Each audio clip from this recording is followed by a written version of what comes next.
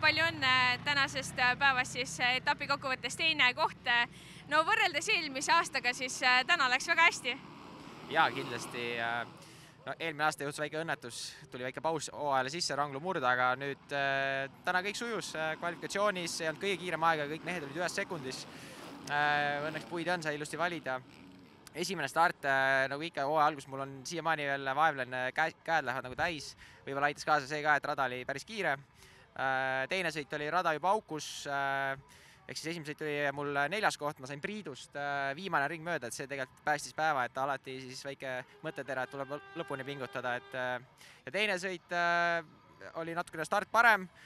Hakkasin vaikselt mehi nokkima, jõudsin teiseks välja ja pingutasin lõpuni samamoodi, et survestada Pitsansit, et äkki laseb, ma ei tea, suretab välja või teeb ükskõik mingit lollust. Aga mööda ei saanud, teine koht siis kokkuvõttes tagas ka teise koha, et kõikidel meestel olid võrdsed punktid, et seekord oli natukene minu päev. Igal juhul seis on väga põnev. Kiviõlis sa said 3. koha, tänasel päeval siis teise koha, siis kas järgmine etapp näeme sind poodiumiga kõige kõrgemal astmel? No tahaks loota, et Jäämetsa mulle väga meeldib ja ehk läheb kõik tõusus tempos ja et kindlasti võitleme selle esikoha nimel. No sellel aastal oli Karksi-Nuia rada siis jällegi teistpidi, kui ta oli eelmine aasta. Kuidas sulle see sobis? Mulle sobis ta paremini.